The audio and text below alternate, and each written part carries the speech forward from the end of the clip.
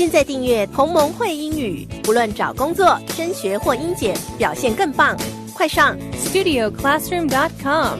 现在请收听教学节目。Advanced Studio Classroom is on the air.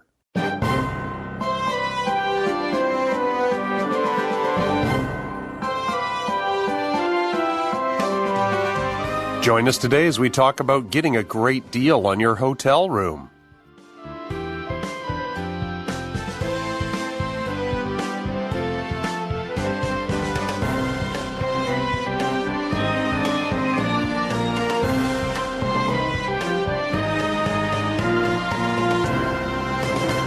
Hello, listeners. Welcome back to another Advanced Studio Classroom. My name is Simon, and I'm going to be your host for today as we work our way through our February travel article. Actually, today we're just going to do the first part of this lesson. It's titled, Getting a Hotel Upgrade, Tips for Procuring an Upgrade on Your Hotel Room.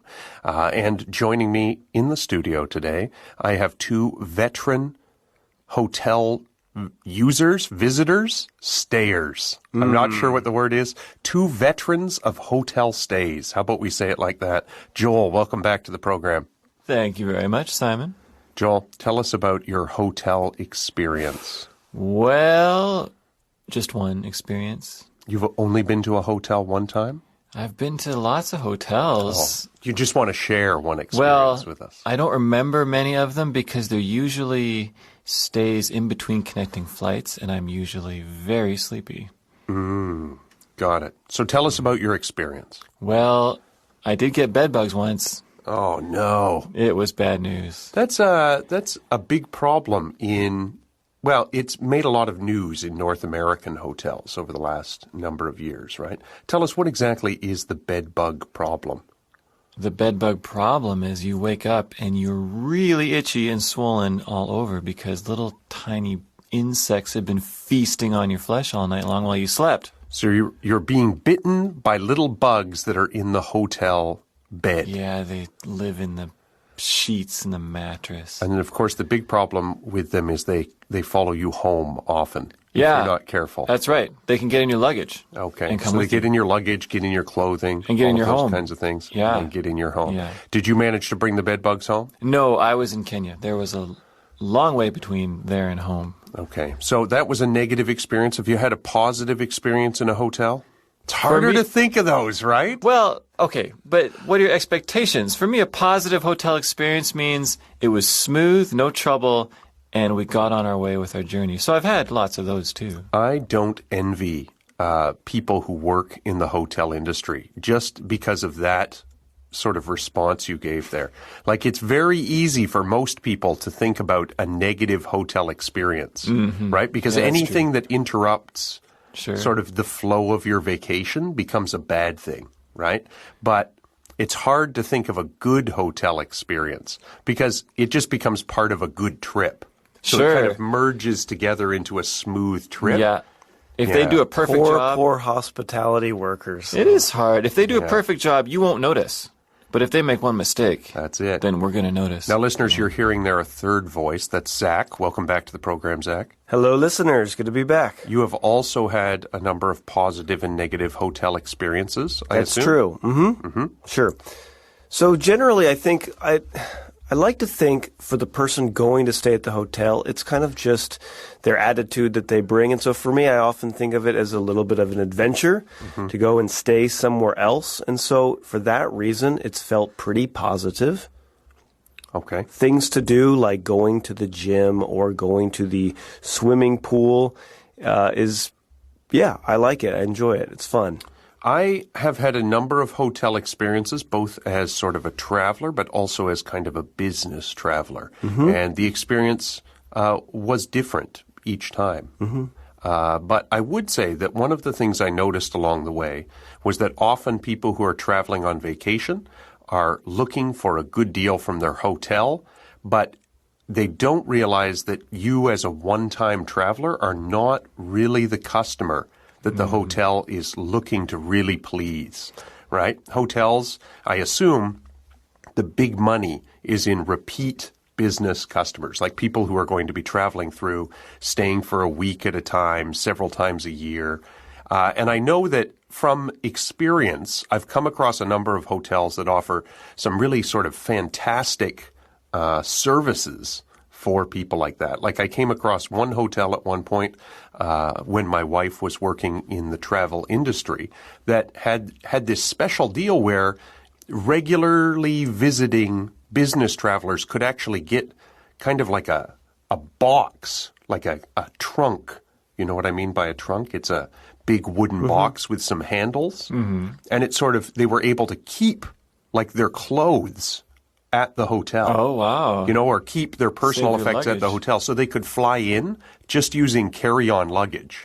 And the I hotel see. would pick them up, Oh, that's nice. bring them to the hotel, and it would have sort of whatever clothes were in their box sort of freshly washed and ironed and sort of hung up in their room. Hey, for them. I like that. That sounds nice. I was like, wow, what a great thing. But of course, if you're a traveler and you're just taking a one-time trip, you're not going to have clothes in a box like that to be brought out. So again, I think it depends on who you are, how much you're spending, how frequently you're doing these things. But nonetheless, today we're looking at this article that looks at one particular kind of deal you can get at a hotel. It's an upgrade. Now, what exactly do we mean by an upgrade here, Zach? Well, in this case, the word upgrade is kind of referring to the quality of room. Okay. So often maybe you're getting a standard room, it's very basic things involved, but you can upgrade into something a little bit fancier or a little bit more special. Okay, so like a higher quality room, maybe Exactly. a bigger room with more services, things like that. I think there's a couple of words we'll probably end up using just in our conversation today that are worth mentioning now during the introduction in case we use them without explaining them. The first one is amenity. Are you familiar with the term amenity, Joel? Yeah, amenity is anything like a swimming pool, a shopping center, or even things in the room. A big flat screen TV. These kinds of things that make your stay more comfortable. Yeah, or it's more kind of pleasant, like the more convenient. services or extra things the hotel offers. And Yeah. this is actually one of our vocabulary focus words today, but we might use it before we ever get to that point. The other thing, of course, is this word that causes a lot of confusion. The word is suite. S-U-I-T-E, because you often hear people talking about their hotel suite as opposed to their hotel room. Do you know what the difference is? I think it revolves around number one, the size of the room, right? And then the items inside would be a little bit, again, we're talking about the quality of things involved and the services involved. And the suite would lean towards higher quality. Okay, hotels, as far as I know, in my experience sort of as an adult, hotels seem to use the word room and suite interchangeably. Suite definitely sounds fancier. So hotels are inclined to, sort of call things suite that really are just a room. But when I was growing up, my understanding was that a suite was more than one room. Right. That's So like a group of rooms. So for example, you might have a little sitting area and your bathroom and sort of the bedroom area. Was that what you had learned about I suite? would have said that a suite was a group of rooms, and sometimes they just take a big room and sort of arrange some it furniture to look around? like there's different sections and call it a suite. But Yeah. I suppose in hotel rooms, if there's an area for sitting, they might call it a suite. Like a sofa, TV area. They might be calling it a suite even if it is just one big room. Nonetheless, we might use those words interchangeably as we go through our discussion today. The second thing I wanted to talk about was in our subtitle there, it says tips for procuring an upgrade on your hotel room. Zach, you talked about what an upgrade on your hotel room is. What is procurement or procuring something, Joel? well, they could have said tips for getting an upgrade would have been That simple. would have been so easy, though. It would have been too Yeah. easy. Procure, it's more like causing the thing to come out so you can grab it. I don't know. I mean, There's a bunch of it means words get. that basically mean get, right? Another Yeah. one would be obtain, O-B-T-A-I-N. If you're obtaining something, you're basically getting something. If you're procuring something, you're getting something. Often, when I hear this word procurement, I tend to think of it as basically like shopping around for prices when you're trying to buy something. So, for example, this word gets used a lot by companies that are looking to buy things on contract. Like there's a procurement process where different companies will bid on a contract to do things. So that term seems to be used specifically with business, but I think the reason we're kind of dealing with it here is because you as a traveler are able to like play different hotels off against each other and shop around. So it's kind of like you've reversed the process where they're competing for your business. And so I think procurement is probably a good word here, too. Yeah, it feels more formal or more standard. And that's what you want in the hotel business, the feeling of formality, right? Listeners, we're going to do 2 readings today. The first of our readings you'll find on page 16 of your February Advanced magazine. We're going to read down through the left-hand column together now.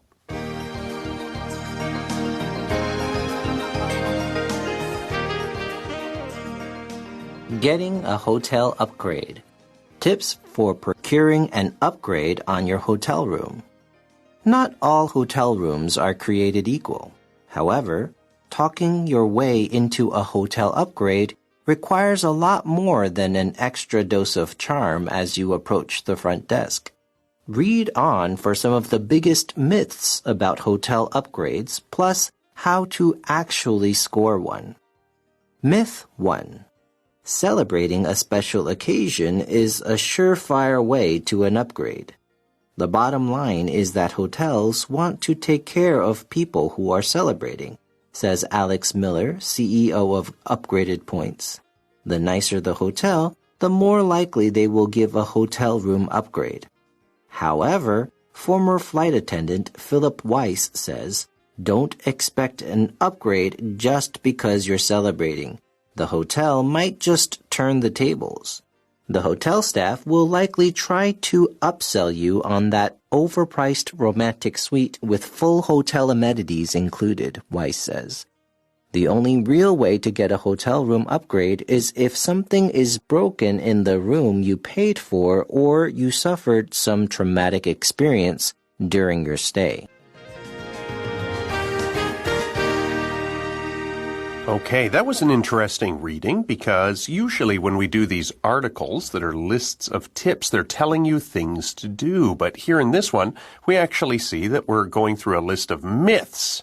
Zach, what is a myth? A myth is something that we think of as true, but it's actually not. Okay, now, before we get to the first myth, we're told here that not all hotel rooms are created equal. And this is actually sort of a modification of a fairly common saying, not all something are created equal, right? We say this all the time.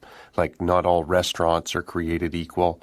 Not all, soccer teams are created equal. Sure, so it's a way of saying, pay attention to the differences because they're important. Not everything is the same. However, so wait a minute. Why do they tell us that not all hotel rooms are created equal?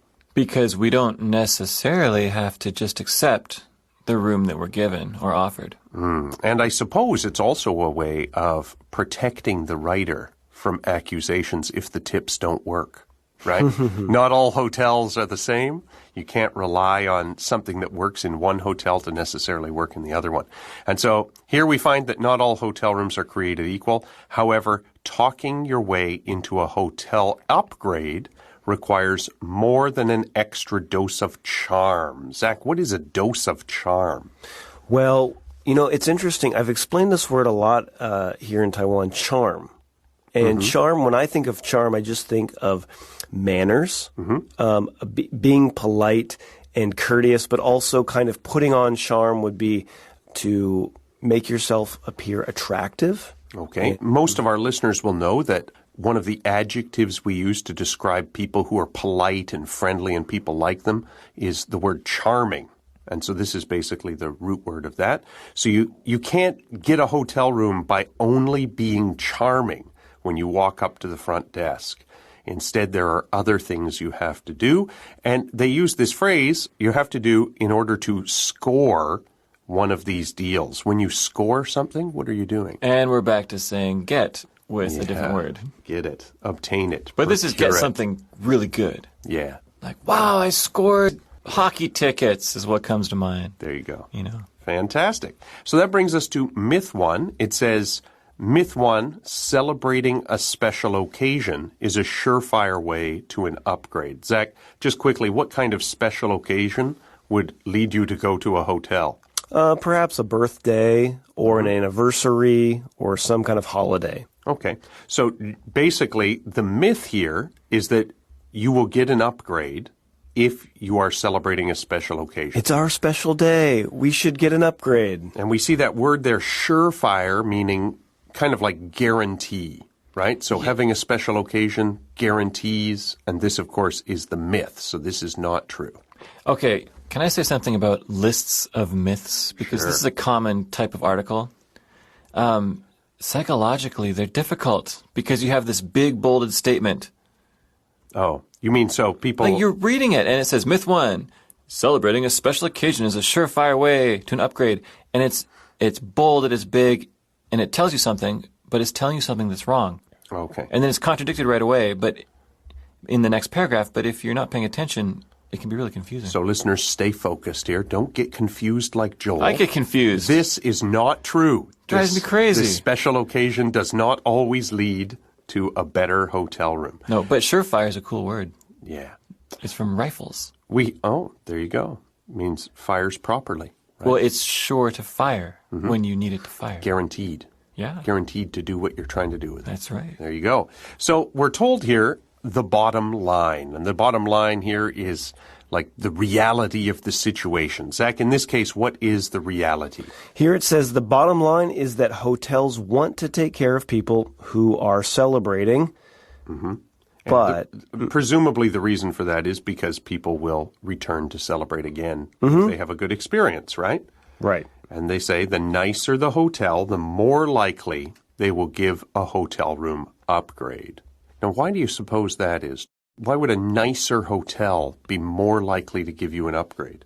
If they're a nicer hotel, they're going to have more options to work with. Like a budget hotel is just maybe 1 or 2 different kinds of rooms. That's it. There you go. So there's lots of different kinds of rooms in a more expensive hotel. Well, and Maybe if you're more staying, rooms. and if you're staying in a nicer hotel, the intention of the traveler is to have a good time and enjoy theirself at the hotel. And the key thing that I think we have left out so far is the money. If you're staying at a nicer hotel, you're probably already spending more money than if you were staying at sort of a hotel beside the highway in a bad part of town, right? So not much room for an upgrade in the cheaper hotel, but if you're staying in a nicer hotel, there is some chance that having a special occasion will get you an upgrade. It does actually work for some people. However, now here's the catch. This is why it's a myth, right? Zach, tell us, what's the however? It says that we shouldn't, according to Philip Weiss, he says, don't expect an upgrade just because you're celebrating. But actually, the hotel might turn the tables. Ooh, so turn the tables just means switch things around on you, meaning you are thinking you are going to get a deal, but they are seeing an opportunity to charge you more. They're going to get the Opposite deal out thing. of you. They're going to get the deal. And so we continue on with a quote there, Joel. What does it say? Well, he talks about how the hotel staff might try to upsell you. Okay. Not to be confused with upgrade you. Meaning ask you if you would like to pay for a slightly better room with some wonderful things, right? And they go on here to sort of tell you an overpriced romantic suite with full hotel amenities included. So, if you're celebrating a special occasion, it's hard to say no. We don't want the romantic suite. We don't want the services and amenities, right? So they've got you under pressure there. And so you're on the spot. You might have to say yes. They say the only real way to get a hotel room upgrade is if something is broken in the room you paid for or you suffered some traumatic experience during your stay. So there's sort of 2 things there. One is if you go into your room and, I don't know, the bathroom doesn't work right or is making noises or something, they'll take you out of that room and give you an upgrade to say sorry. You get in there and the table's broken or the electricity doesn't work or the lights are broken. You might get an upgrade that way. The other way is if there's some sort of traumatic experience. So they lose your bags, send them to the wrong room, something terrible like that. Then you get an upgrade. I wasn't so happy with the way they use that word, traumatic. Mm-hmm. Because if I'm in a hotel room and my bag arrives late or there's a broken light bulb, it's not traumatic. Well, for you, Joel, but you're a hard soul. You're not easily upset like Zach and I. Yeah, well, I mean, it's defined here as an experience that causes you severe emotional shock. It's a bit dramatic, a little bit dramatic. Yeah, but people have different experiences out there. There are all kinds of horror stories from hotels too. We don't want to get into those on this program, but there's all kinds of horror stories from hotels that could count as traumatic, other than just a broken table or a light bulb burned out. If someone had a literally traumatic experience in a hotel, they'd be asking for a lawsuit. It wouldn't. What comes to my mind, I think I've been in a hotel where the fire alarm has been pulled and everyone had to evacuate and wait outside. I suppose that could maybe qualify as a little bit of a traumatic experience where you had to leave the premises and... We might have been in the same hotel. This might have happened in more than one. Did you pull the fire alarm, Joel? It might have been us. We had a friend who was getting married the next day, and so his buddies took him to a hotel the night before. We were playing a game, and someone put microwave popcorn in the microwave for too long. Caught on fire, triggered the alarms. It was 2 a.m. Everyone had to evacuate. I remember I opened the door, and this dad is leading his daughter down the hall, and she's, "Daddy, what's wrong?" And the firemen showed up in full gear, and we said, "Sorry, it's bachelor party. We just burned some popcorn." Sounds like a traumatic experience to me. I don't know if we're going to invite you back on the program, Joel, after hearing a story like that, ruining the business contracts of countless business people. Well, it wasn't on trying purpose. To do deals, traumatizing that young girl. Well, so we're in the hallway. saying that maybe you're approaching the definition of traumatic there. Fair enough. Fortunately, there are other ways to get upgrades other than being traumatized, and we'll get into a couple of those in our next reading.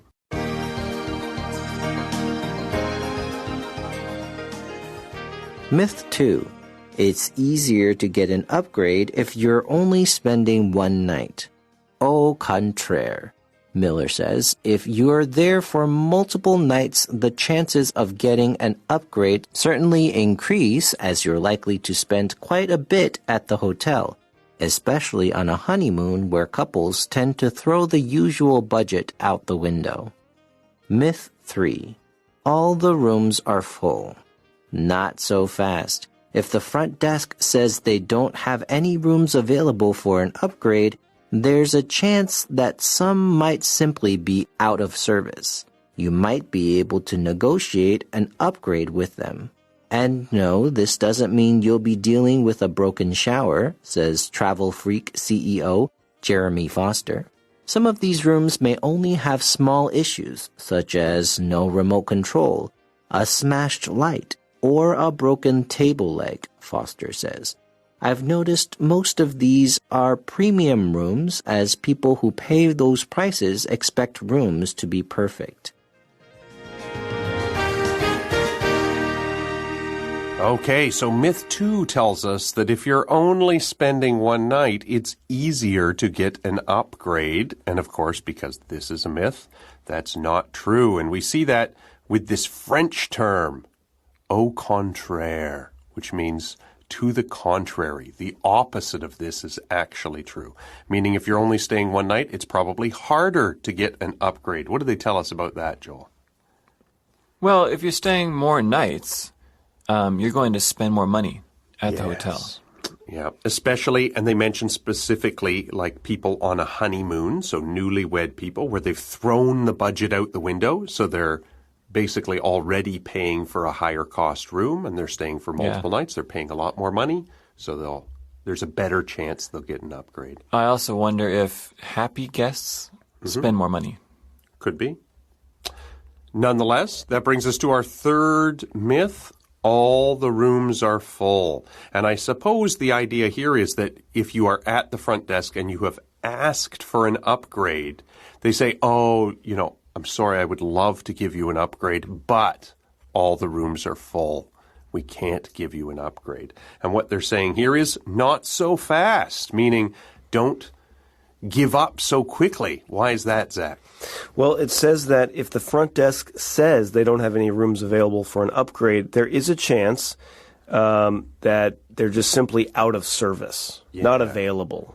So out of service doesn't mean there's no room there. It means they're not letting people stay in it for a reason. Maybe they're doing some maintenance work or I suppose, I don't know for sure. I've never worked at a hotel, but I suppose even rooms that haven't been cleaned yet are probably considered out of service. And so what they really mean when they say there's no rooms available is, there's no rooms available right now. At the moment. But they might also be full. So maybe don't push this too hard as you continue negotiating. Nonetheless, Sir, we have told you there are no rooms full. That's right. There are no rooms available. That's right. Nonetheless, I suppose that if what you are doing here in an effort to get an upgrade is saying, like, I don't mind if the room is out of service for some minor reason, then they might be willing to give you an upgrade for one of those rooms. I suppose the idea being there that if people are paying for the more expensive room, they want it to be in perfect condition. Mm-hmm. And so they're not going to pay for an out-of-service room if it's out of service, but that leaves a room unoccupied that might be better in most ways, if not one. Now, they mention here a couple of the things that might be wrong with out-of-service rooms. They're the same things we talked about before, except we're not talking about a light being out here. We're talking about a smashed light, meaning it's broken, or a table leg being broken or missing, things like that. And so the idea being that you might get a good deal that way. Now, there are a couple of other good ways to get a deal, listeners, but you're going to have to join us tomorrow as we continue getting a hotel upgrade. Until then, I'm Simon. And I'm Zach. I'm Joel. Saying goodbye for now. Goodbye.